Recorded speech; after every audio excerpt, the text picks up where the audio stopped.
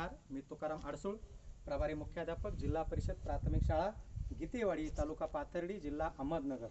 आपण बघतोय या ठिकाणी आम्ही ही पर्यावरणपूरक शाळा तयार केलेली आहे.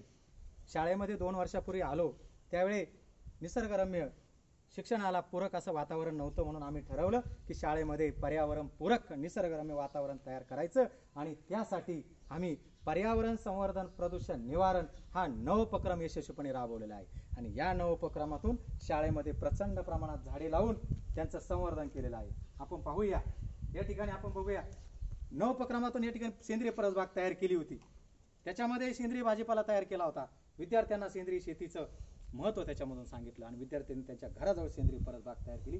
पुन्हा आता या भाजीपाल्याच्या बिया त्याच्यामध्ये लावलेल्या आहे. पुन्हा सेंद्रिय परसबाग त्याच्यामध्ये तयार केलेली आहे. नेहमी सेंद्रिय परसबाग कुंडी प्रकल्प राबवला आहे निसर्गरम्य वातावरण तयार होण्यासाठी. या ठिकाणी आपण बघतोय विद्यार्थ्यांना पर्यावरणाचं महत्त्व समजावं, विद्यार्थ्यांना प्रदूषण होऊ नये म्हणून आपण काय केलं पाहिजे हे त्यांच्यामध्ये रुजलं पाहिजे. आणि म्हणून हा नवोपक्रम आम्ही पर्यावरण संवर्धन प्रदूषण निवारण हा यशस्वीपणे राबवला आणि त्या उपक्रमाअंतर्गत शाळेचा चेहरा बदलून टाकण्याचा आम्ही या ठिकाणी प्रयत्न केला.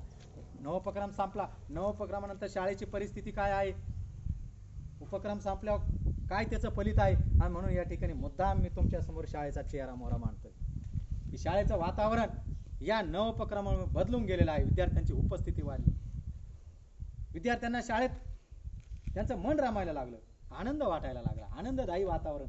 जिथं झाडं, जिथं निसर्ग, तिथं आपल्याला करमतं. आणि म्हणून निसर्गात कुठं लांब जाण्याची गरज नाही, शाळेतच निसर्गरम्य वातावरण तयार केलं. या निसर्गात गेल्याचा आनंद विद्यार्थ्यांना शाळेतच मिळायला लागला. आणि म्हणून विद्यार्थी, पालक, ग्रामस्थ, अधिकारी यांच्या उपस्थितीत प्रचंड प्रमाणात झाडं या ठिकाणी लावून त्यांचं संवर्धन केलेलं आहे. या नवोपक्रमात सर्व काही शाळेचं हे जे रूप आम्ही बदलवलेलं आहे. आपण बघूया या नवोपक्रमातून शाळेमध्ये प्रचंड प्रमाणात झाडं लावून त्यांचं संवर्धन केलेलं आहे. विद्यार्थी हवा, पाणी, अन्न यांचं प्रदूषण होऊ देत नाही.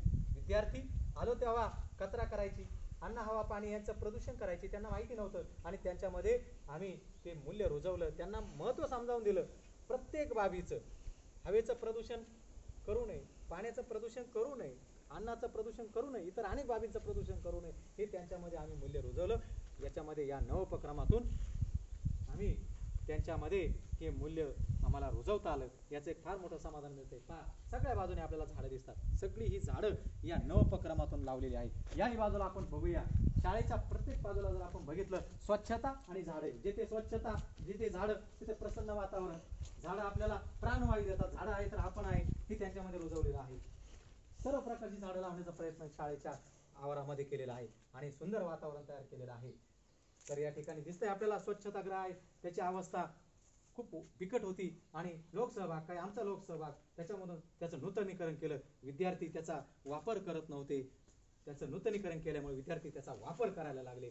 सगळ्या सुविधा, हँडवॉश स्टेशन नव्हतं, हँडवॉश स्टेशन बांधकाम केलं, विद्यार्थी त्याचा वापर करायला लागले. म्हणजे अन्न, हवा, पाणी, इतर अनेक बाबींचं प्रदूषण होऊ नये म्हणून हा नवोपक्रम आम्ही या ठिकाणी यशस्वीपणे राबवला. विद्यार्थी सकस अन्न, त्यांना त्याचं महत्त्व समजावून दिलं. विद्यार्थी हवेचं प्रदूषण करत नाही, प्रदूषण मुक्त सण समारंभ साजरे करतात. विद्यार्थ्यांना या उपक्रमाअंतर्गत झाडाची रोपं वाटली. कोणी 5, कोणी 10, 15, 20 अशी झाडं त्या ठिकाणी वाटली. ती झाडं त्यांनी त्या ठिकाणी आपल्या काही इथं लावली, काही त्यांच्या घराजवळ, काही शेताजवळ लावली. ग्रामस्थांनाही ती रोपं वाटली.